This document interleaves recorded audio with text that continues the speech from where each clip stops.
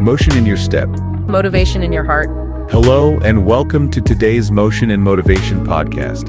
We've put together a study guide for everyone. If you need it, you can grab it from the video description. All right, let's dive deep today. We're tackling daring leadership. Okay. And you might be surprised by our main source. It's Brené Brown's book, Dare to Lead. Okay. Yeah. Now, before you think this is all, that touchy-feely stuff, Right. let me tell you, Brown brings these ideas straight into the boardroom. Yeah. We're talking vulnerability, yes, but she connects it to how we show up as leaders. Interesting. And to help us unpack all of this, Yeah. we've got our expert here. Well, what's so interesting is that Brown didn't initially, she didn't set out to write a business leadership book. Huh. Her work on vulnerability and shame Okay. led her to this realization that these seemingly soft skills, They're actually essential for leadership. Anywhere. Yeah, in any setting. And she stumbles into this corporate leadership world Yeah. in the most Brené Brown way possible. Oh, I love it. You won't believe this. What? When she first heard the term C-level, Okay. she thought they were talking about sea level. Oh, wow. I mean, can you imagine? That's great. It's hilarious. It is. And it perfectly sets the stage for Brown's argument. What's that? Daring leadership Okay. requires us to ditch the stiff corporate armor Mm-hmm. and embrace, you guessed it, vulnerability. Yeah, I see it. And that's a struggle even for her. Really? Oh, yeah. She talks about how her husband warned her Yeah. to not use all the, how did she put it? I don't know. The dumbass words from the business world. Oh, wow. Yeah. But as she dug deeper, Mm-hmm. she realized there was this gap, Oh. the way leadership was talked about, Okay. and the human reality of what it takes to actually lead. And that's where her research on vulnerability comes in, right? Exactly. Through years of studying courage, shame, resilience, she identified 4 skill sets for courageous leadership. Oh. The good news is they're all learnable, Oh, and you can actually observe them in action that's good. in great leaders. Okay, I'm hooked. Let's dive into those skill sets. Where do we even begin? Well, it all starts with the foundation, What's that? rumbling with vulnerability. Okay. This is where Brown really flips the script on traditional leadership. Okay. Instead of strength being all about composure and control, Right. she argues that true strength Yeah. lies in being willing to get uncomfortable, Oh, interesting. to show up without any guarantees. It's that quote, right? Yeah. Our ability to be daring leaders will never be greater than our capacity for vulnerability. It's powerful, isn't it? It really is. It challenges us to rethink what we associate with strong leadership. So we've got to rumble with vulnerability. Yeah. What's next? The next skill set is living into our values. Okay. It sounds simple, Right. but it's where a lot of leaders get tripped up. How so? It's not just about stating your values, it's Mhm. about aligning your actions with them Okay. consistently, even when it's hard. Walking the talk. Exactly, not just talking the talk. Yeah. I like that. It requires self-awareness, courage, a willingness to be held accountable. Now, this next one really resonates with me. Which one? Braving trust. Yeah. I love how she uses that word, braving. What do you mean? It suggests that building trust takes courage. It does. It's not passive. No. It's about taking deliberate actions Mm-hmm. consistently. It's like her marble jar analogy, Oh, right? Yeah, I love that. Every time you do something small Uh-huh. to demonstrate reliability, to keep a confidence, or show genuine care, Okay. you're adding a marble to the jar. Right. It's those little things, Oh, like wait. remembering someone's grandparent's name, Oh, that's a good one. or taking the time to listen when someone's struggling. Those little things make a huge difference. Okay, so we've covered rumbling with vulnerability, Yeah. living into our values, Mhm. braving trust. Yep. What's the 4th? Learning to rise in today's world Yeah. where things change so rapidly. Sure. This one's more important than ever. Okay. It's about recognizing the stories we tell ourselves, Mm. especially the negative ones, Oh, owning okay. our emotions, and most importantly, Oh. learning from our setbacks. So it's about resilience, Precisely. Not letting failures define us. Right. Brown emphasizes that failure is inevitable. I can see that. And it's through our willingness to rise after those falls that we develop true resilience and grow as leaders. Now, it seems like all four of these skill sets are interconnected. Yeah. Wouldn't you say? Absolutely. They work together. To create a holistic approach to leadership. You got it. Okay, so that's the ideal. Yeah. But what about those who resist vulnerability? Good question.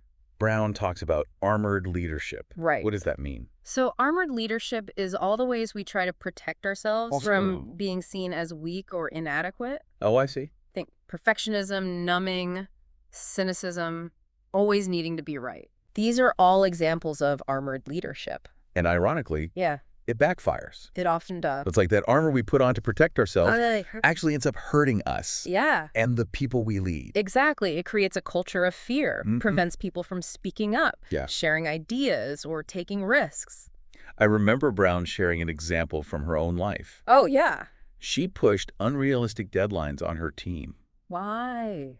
Because of her own fear and anxiety. It's a common trap, especially in high-pressure environments. You're right. That fear of not appearing competent can drive us to behaviors that undermine trust, and stifle creativity. It makes me wonder, is there ever a time when that armor is necessary? That's interesting. Or is it always counterproductive?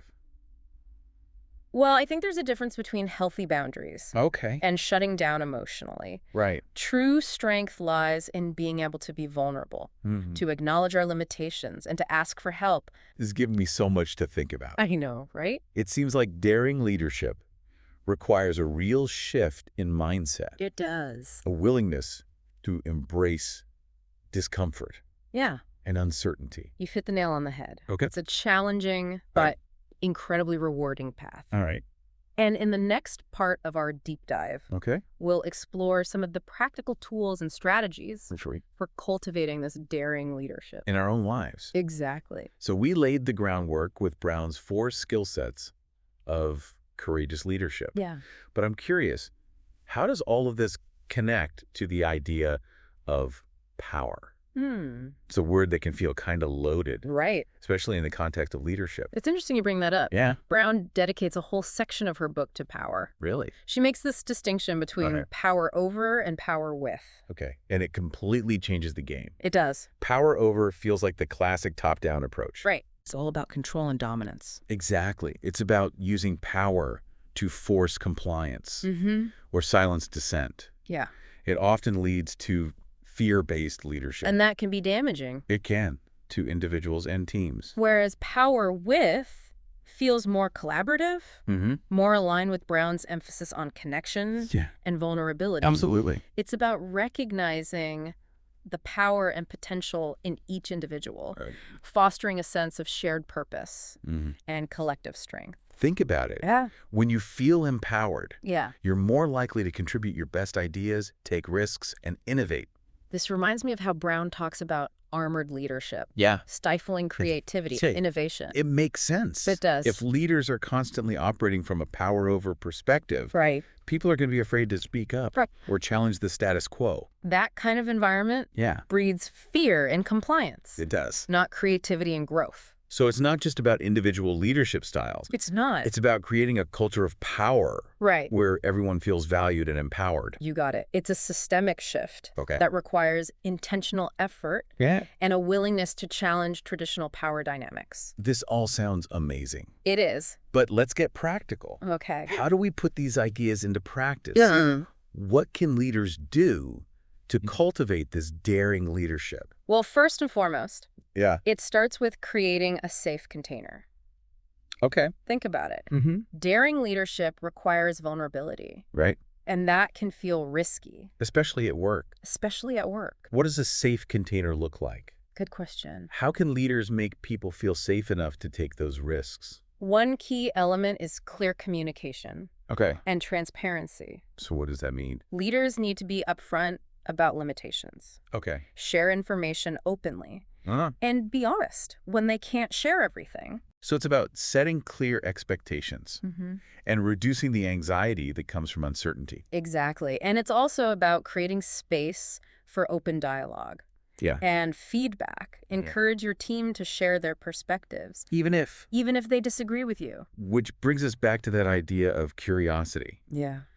It's not just about listening to feedback, Yes. but actively seeking to understand different viewpoints. You're right. Curiosity sends a powerful message It does. that their voices matter Yeah. and that you're open to learning and growing, Even if, even if it means being wrong sometimes. which can be a really tough thing for leaders. It can. It goes against those traditional leadership models where Right. we're expected to project this image of unwavering confidence. Yeah. But Brown's research shows that the willingness to acknowledge our imperfections Okay. actually makes us stronger leaders. Because It builds trust and creates an environment where people feel safe to take risks and learn from their mistakes. so when leaders model that behavior, Yeah, it gives others permission to do the same. right. It fosters psychological safety, Which is, which is essential for innovation and growth. this is all making so much sense. I know, right? But how do we shift from a culture of armored leadership, Good question. where vulnerability is seen as weakness, Yeah, to this culture of daring leadership, where it's valued? it's a journey, Okay. not a quick fix. Right. It takes intentional effort and commitment from Yeah. leaders at all levels. Okay. So where do we start? The most powerful thing you can do Yeah. is model the behavior you want to see. Yeah. Demonstrate vulnerability, curiosity, and a willingness to rumble. Okay. Be open to feedback, admit your mistakes, Mm-hmm. and don't be afraid to ask for help.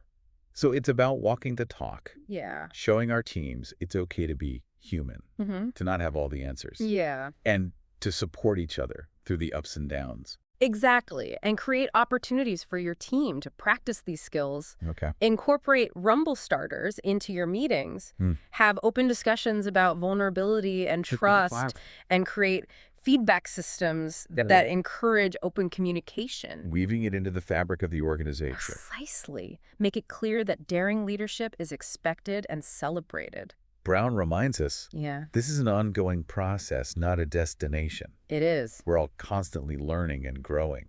And that's okay. It's about embracing the messiness and trusting that those rumbles Will lead to stronger, more resilient teams. find individuals. I love that. Speaking of practical tools, Yeah, I'm intrigued by the braving inventory. it's a good word. It seems like a valuable way to assess and build trust. It is. It breaks trust down into 7 key elements. What are they? Boundaries, reliability, accountability, vault, integrity, non-judgment, and generosity. Okay, that's a lot to unpack. It is. Can you give us a quick overview? Sure. Each element represents a specific behavior Okay. that contributes to building and maintaining trust. Like, Let's take boundaries, for example. okay. It's about knowing what's okay and what's not okay, Mm-hmm.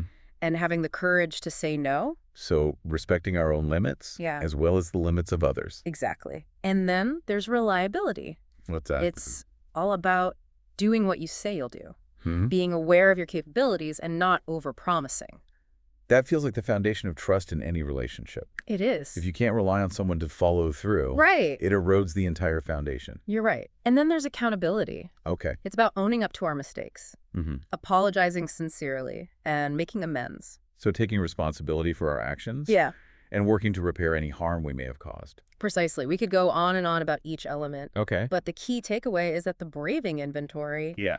gives us a framework for understanding and building trust.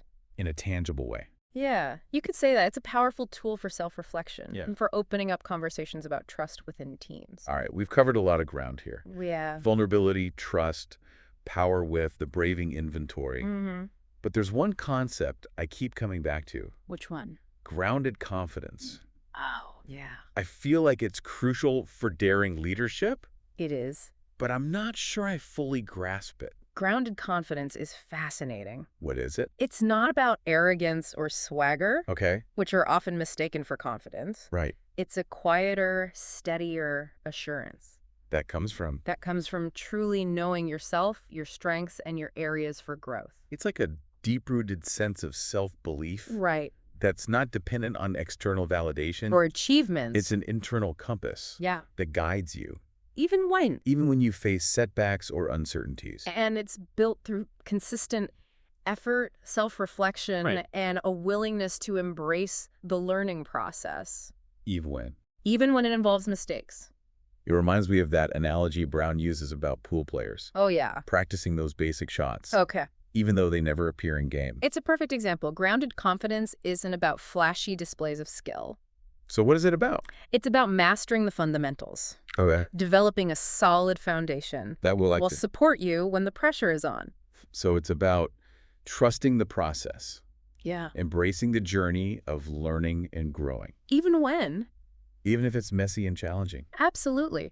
Grounded confidence is a byproduct of that willingness to show up, to practice, to learn. And to rise after every fall. Exactly. This whole deep dive into Brené Brown's work Yeah. has been incredibly eye-opening. I know. It's challenging so many of those traditional leadership ideas and offering a new path forward That's rooted in courage, vulnerability, and a deep belief in human potential. It's been a pleasure exploring these ideas with you. Likewise, And we've only just scratched the surface. there's so much more to discover. In her book, Dare to Lead. I encourage everyone to dive into it. But before we wrap up, Yeah. I want to touch on something that Brown emphasizes, What's that? the power of language. Interesting. She argues that the words we choose Yeah. can have a profound impact on our emotions, our thoughts, and our behaviors. What are your thoughts on that? It's so true. Like, we've all experienced that power of words, both positive and negative. Right. And as leaders, Yeah. the language we use can really build people up or tear them down. Absolutely. And Brown gives some compelling examples. Does she? Yeah, of how language can be used to foster connection, Okay. encourage vulnerability, and build trust. Like what? She talks about the importance of clear and direct communication Okay. when setting boundaries, expressing gratitude, offering feedback. I remember that example about using the word lonely Oh, yeah. instead of disconnected. Right. It seems small, It is. It's a subtle shift. but it conveys more empathy. Yeah, and understanding. So much more. It's about choosing words that convey respect and a genuine desire to connect, like on a human level. This makes me think about shame resilience, Okay, yeah. which she talks about a lot. So she does. Finding the language to name and process our emotions, especially those difficult feelings, Yeah, like shame and inadequacy. seems crucial for developing that resilience. You're right. Shame is something we all experience. It can be so powerful It is. and debilitating. But Brown's research shows that we can develop resilience to it Really? by learning to recognize it, Okay. name it, and talk about it with compassion and understanding. So creating a space where we can be honest about those emotions Yes. without feeling judged or isolated. Right. And language plays a vital role in creating that space. It does. When we find the language to express our experiences, it helps us make sense of them Connect with us. and move through those challenges with greater awareness. And resilience. Exactly. This brings us back to daring leadership, It does. doesn't it? It does. It's not about being perfect or having all the answers. Right. It's about being human, Mm-hmm. embracing our imperfections, leading with authenticity and courage, Even when. even when we feel uncertain or uncomfortable. Beautifully put. So daring leadership. Yeah. It's about showing up as our true selves, It is. leading with both our heads and our hearts, creating space for others to do the same. It's a journey Uh, of continuous learning and growth. and it all starts with the courage to be vulnerable. Well said. We've covered so much in this deep dive. I know, right? Vulnerability, trust, power with. The braving inventory, the power of language. But like any good deep dive, we're surfacing with more questions And answers. than answers. And that's a good thing. It is. Yeah, it means we're engaging with these ideas. Challenging our assumptions. And keeping the conversation going. Brené Brown's Dare to Lead. Yeah. It's a real gift, a call to action. For all of us to step into that arena of daring leadership. It's a powerful reminder that courage is contagious, And that even the smallest acts of vulnerability. can ripple outward, Yeah. creating a world where we can all show up. Be seen and dare to lead. I love that. And as we wrap up, I want to leave our listeners with a challenge. From Brené Brown. Okay, I like it. Think about one armored leadership behavior. That you might be engaging in. How is that behavior affecting you, your team, your well-being? And how could practicing vulnerability In small ways. shift your approach to a challenge you're facing at work? That's a powerful question to ponder. It is. Daring leadership is a journey, not a destination. So true. It starts with a single step. A willingness to rumble with vulnerability and embrace the power of courage. So go out there and dare to lead. Until next time. Keep exploring. Keep questioning. And keep those courageous conversations flowing. If you enjoyed this video, don't forget to hit the like button and subscribe. That way you won't miss any of our updates. Also, if you think this video could help others, please share it with them. Thanks for watching and for your support.